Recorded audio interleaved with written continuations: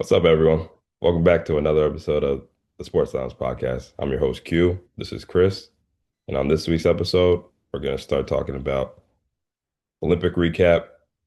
NFL Bleacher Report posted their top 99 NFL quarterbacks. So we're going to go over that, our thoughts on that. We're going to dive into some MLB Division Previews. And then if we have some time, we're going to talk about some wild sports stories from the past week. So come chill with us in the Sports Lounge. So first up, the Olympics. Sad that it's over, but man, was it a great 2 weeks. Yeah, not bad. I mean, we could go over the medal count. Norway won by pretty decent amount. They had 41 total. Crazy. US we had 33 total, and then it was like Italy they had 30, but I guess the Netherlands had more gold and silver, so they Hmm. technically finished third. Okay. So, Yeah. so you Man, could just say Norway, US, Netherlands those first. stats are crazy. Norway just like the US definitely closed the gap on the medals, like towards the end of the games, but Norway at one point they were ahead by 10. So Yeah, I mean they they won dominate like the Winter Olympics, clearly. when it snows all the time there, pretty easy practice. Yeah, that's true. That's true. But I think we got maybe the biggest medal with The the big, hockey win. the So biggest two medals. biggest two, yes, It yep. was clean Team USA sweep. Over Canada too in OT, both Yeah, won. It's both games in OT. Crazy. if I were Canadian, Freebird! yeah, I mean, like I could just speak on the men's game. I didn't get to see the women's game, but Gotcha. Canada kicked butt for like the entire game, and then they just couldn't put it in net. That's pretty much all it came down to. Yeah, They dominated like time of possession and everything else, but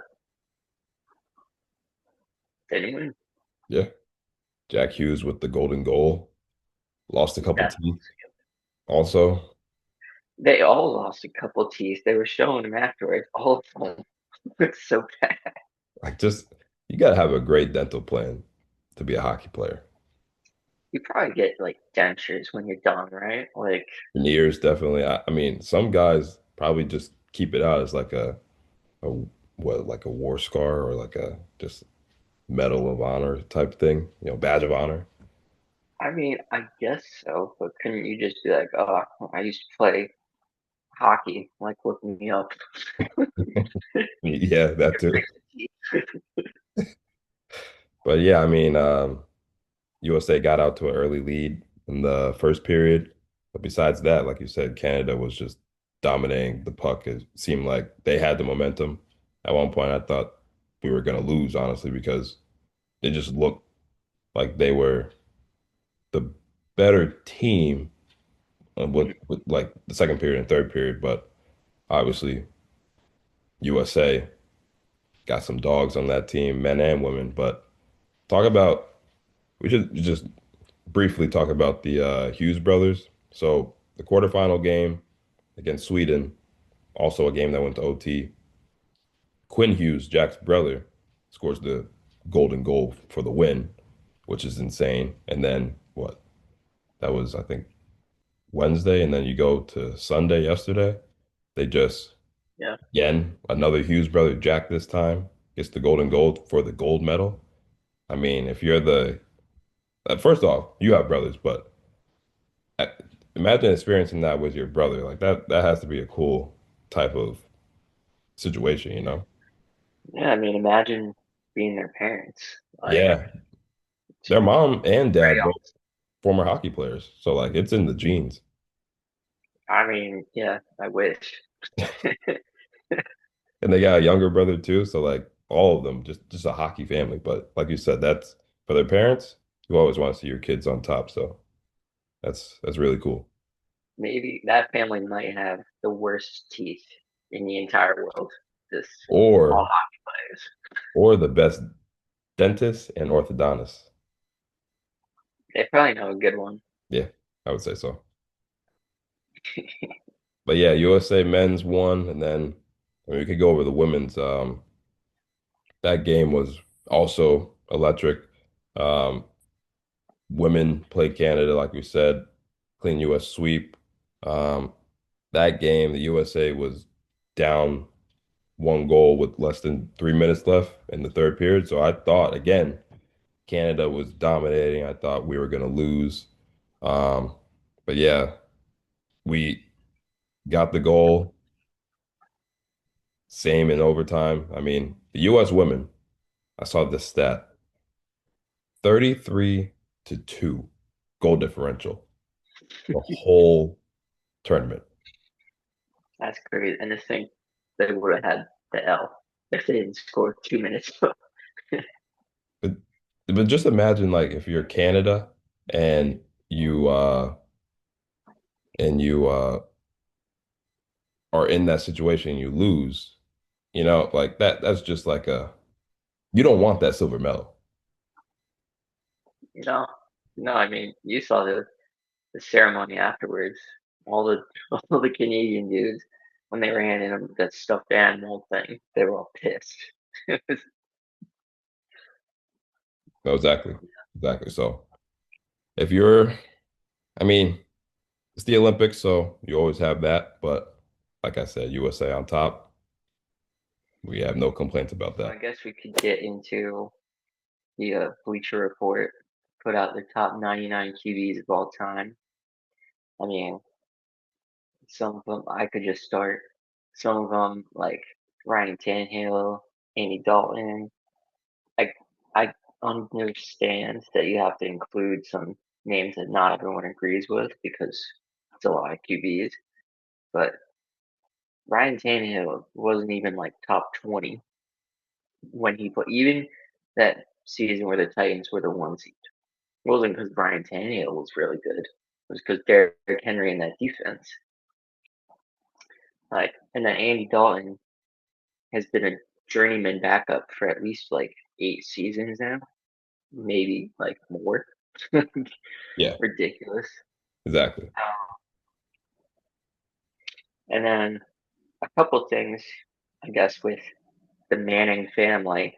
Archie, I get it, whatever. He was put into a really bad situation. The team was so bad that the fans wore bags on their head. They were called the Aints. So I get it. They're, like, they're historically bad. But his record was 35, 101, and 3. See, You cannot tell me, like, a QB almost 70 games under 500 is in the top 100. and what is Like, he ranked? What's his number? he was at number 86. Ah, Like, I just gave Andy Dalton, like, crap, but at least he had a winning record. Like, I, I don't. Yeah, yeah. It doesn't make any sense. no. And, like, I don't know. I'll go on Eli now just because Yeah, let's hear this one. I'm very biased. Let's hear it. But, like, we're going to put Eli at 24 and then Stafford at 20. I get it. He's really good. Won the MVP this year. He Won the did, yeah. Super Bowl. But this was But he, did this factor in the MVP? Like, well, right? It was, right? I think so. It came out like last week. So, Okay. But still, I mean, you got Eli with two bowls. well, I mean, no disrespect. Stafford, he could not win in Detroit. He requested trade. He just so happens to go to the best offensive mind probably of this century. Maybe Andy Reid is above him, but Yeah, yeah. like, Sean I McVay. don't know. Yeah, He definitely. has weapons all over the board. They gave him Odell. They gave him Cooper Cup. They gave him Defense Len. was also good too. So Defense was good. The coaching was good. And then you could just look at this year: Devontae Adams, Puka Nacua, Kyler Williams. I mean, Eli in his last few years was thrown to like Tavares King, like Ruben Randall kind of guys. Like I don't know. The Giants did him no favors. Right after that Super Bowl, everything went downhill. They didn't build up the O line. Eric Flowers is a name I'll never forget because he was everyone knew he was gonna be bad from the second he stepped on the field. That the guy who would do nothing but hold. Is that guy? He would hold, or it'd be like at the rodeo, Oh, like oh, Ole. Ole, Let him go through. Matador. Yeah, mad, yeah. So like I don't know. And then the last few years, instead of building up the line or anything else, they drafted a running back with the number 2 overall pick because Dave Gettleman convinced John Mara, hey, I could win with Eli. Just let me pick this running back, Super Bowl champ. Super Bowl champ. So I don't know. I might just be biased. You could say like, yeah, Eli had a lot of losing seasons at the end. Matt Stafford had a lot of losing seasons to He start. did, yeah. No, you're Like, right. you know, like I think there's a lot of Eli haters out there. The dude's not in the Hall of Fame second straight year, so that just goes to show you he has a lot of people who are against his career for some odd reason because he won. well, he beat the greatest team ever. Yeah, in a sport Uh, that you're supposed to be winning, he won two of them. and like I listen, I get it. The numbers weren't always great. Yeah, I was never super elite. No, yeah, But again, look at the rosters. Like you're telling me the last 5 seasons of the Rams roster, you put Eli on them, they're not doing damn near the same thing. Like I, I agree. Yeah, so, and just one more thing, Eli would probably have a third ring in that 2008 year if Plaxico didn't shoot himself in the leg. people Giants forget were that. 11-1 when that happened. Finished 12-4, lost in the playoffs. I don't know, just make the People forget that. That's a they, great point. they were the 1 seed. It's They a great probably point. would have like made some noise in the playoffs if their number 1 didn't shoot himself in the leg. Yeah, it's a tough break. That's all I'm gonna say. And Stafford had Megatron while he was in Detroit. Did wasn't able to do much with him.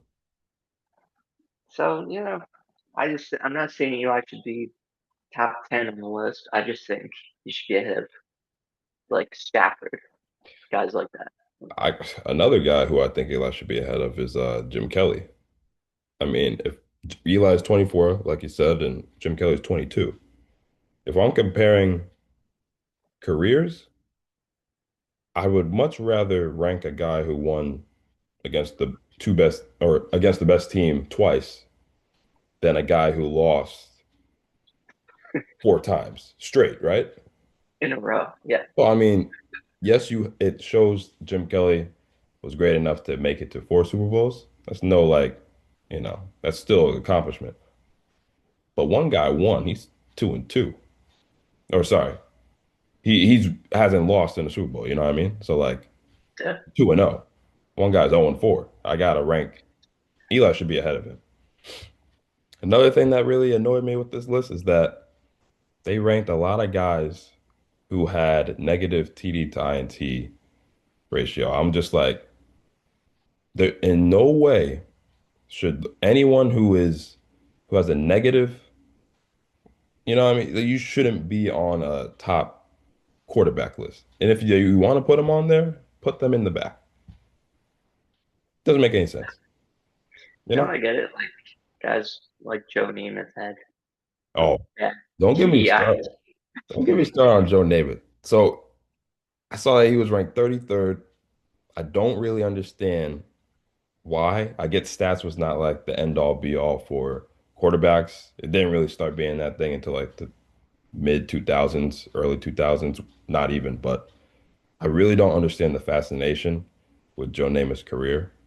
I I get what he was outside of football, but if you look at his stats on football field, they were just underwhelming. I know he had the aura to him, that outside presence. I mean, he's Broadway Joe. But besides that one Super Bowl, and yes, I think he won an MVP, his stats aren't doing it for me. It's just not. No, I mean different era, but It I is. mean you could look kind of the same era. Terry Bradshaw Yeah. had like not elite numbers, but that was how it was back then. Terry was a winner too.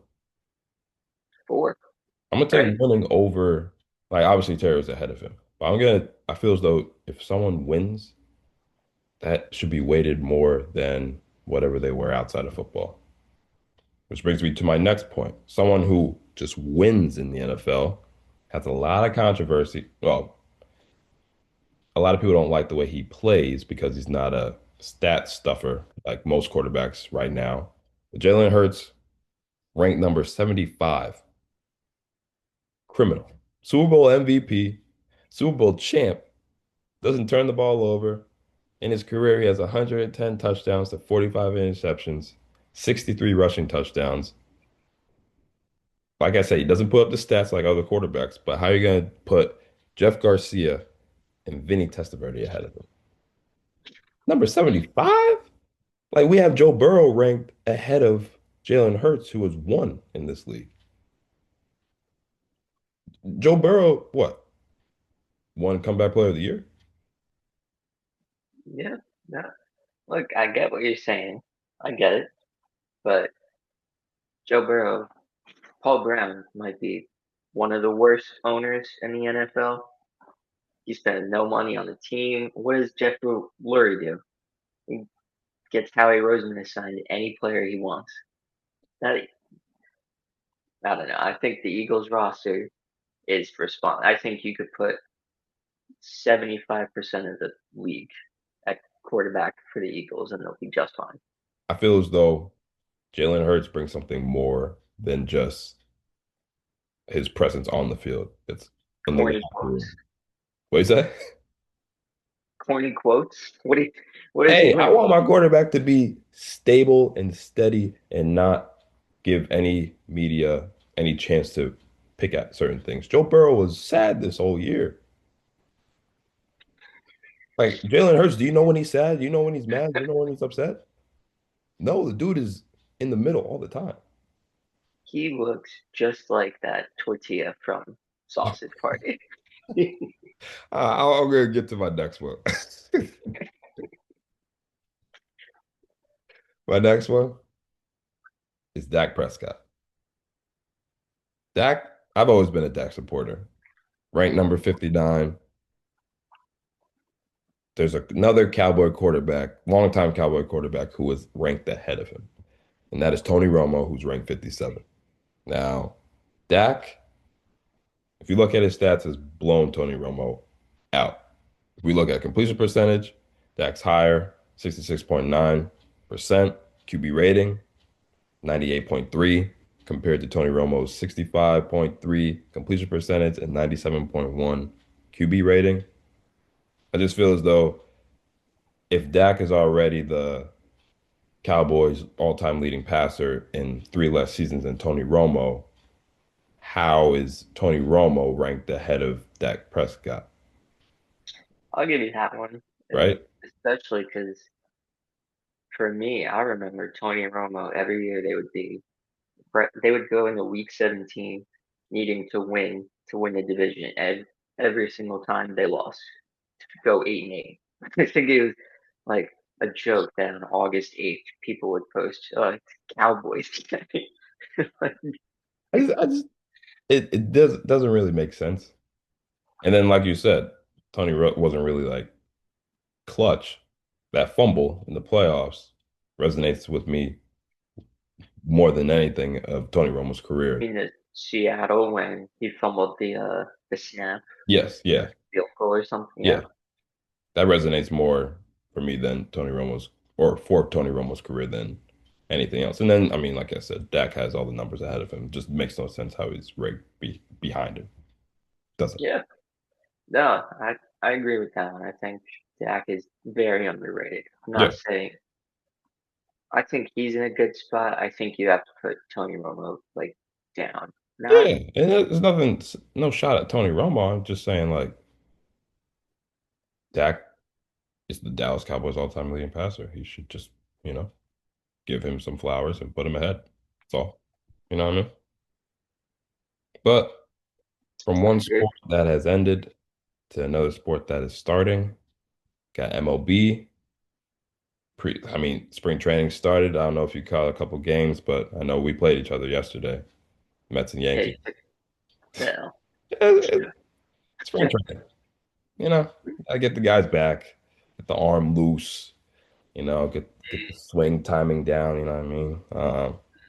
But because it's back, we're gonna start diving into some MLB Division previews, and we're gonna start out with the AL Central. yeah. I mean, I sure wish, with all the snow, I wish that we were at spring training right now. Yeah, So no, for real, man. Yeah. that would be nice. But I guess let's start. We could go over. So we'll start, I guess, in order of the standings. So Cleveland, they had a big finish to the end of the season. They They did, managed to yeah. catch up to Detroit and win that division. They Back ended up 15 and a getting half. bounced by the Tigers. What's that? They're back 15 and a half games. Yeah, and they came back crazy fashion, won the division, but they did lose to Detroit in the first round, so it kind of canceled out. Yeah. The sting for Detroit kind of didn't last too long. So what are the Guardians' projected win totals? I guess we could do like over Yeah. under what we Yeah. think. I got you. I got that right here.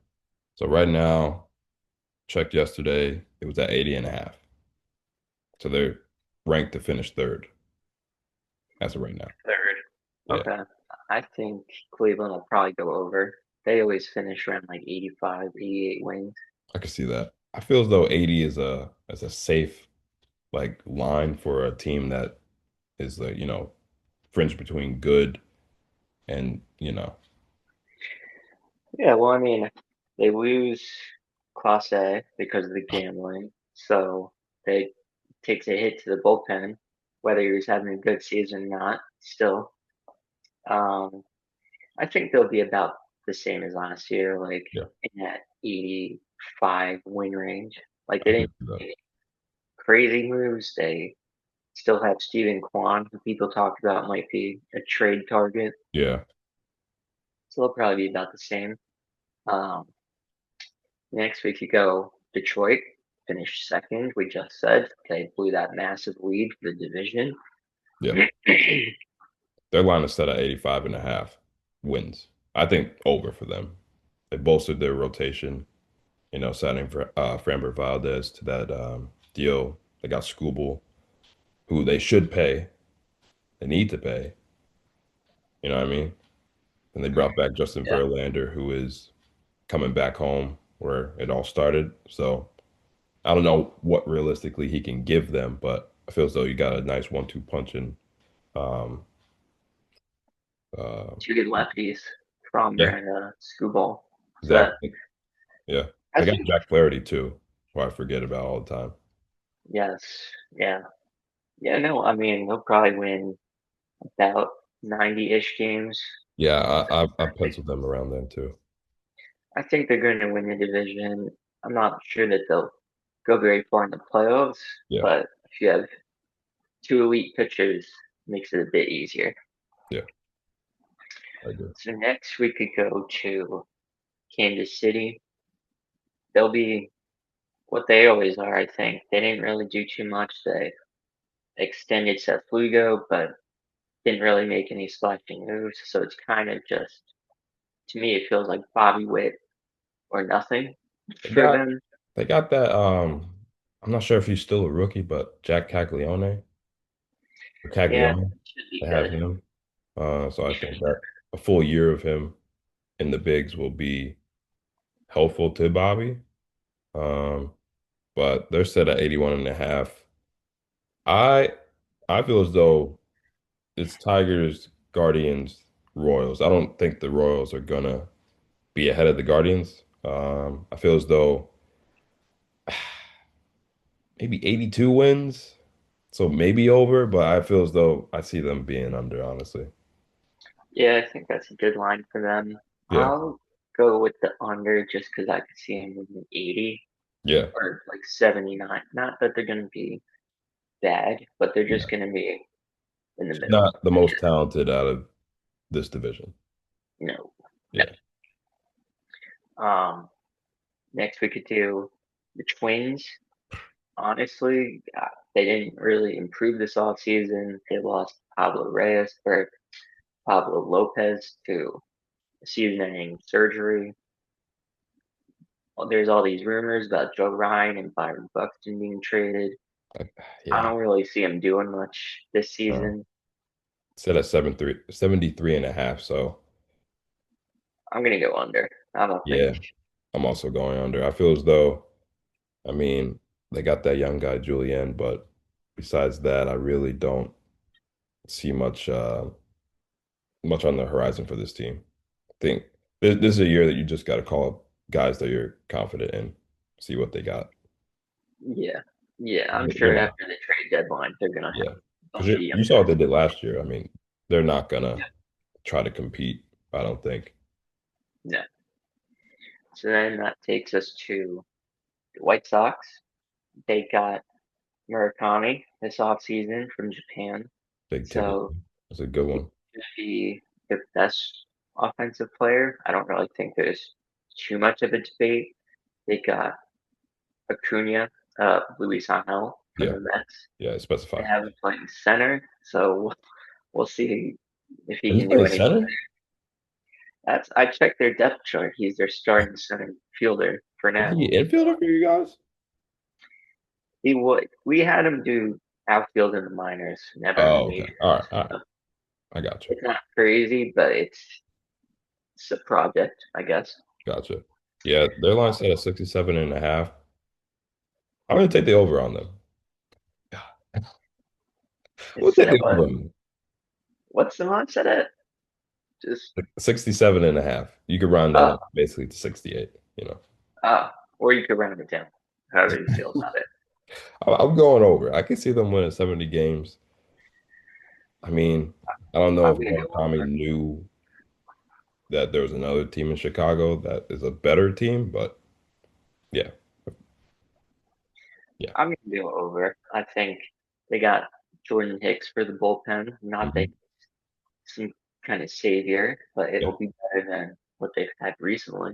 yeah, So yeah, I think they'll probably finish above the Twins. It's yeah, I my agree.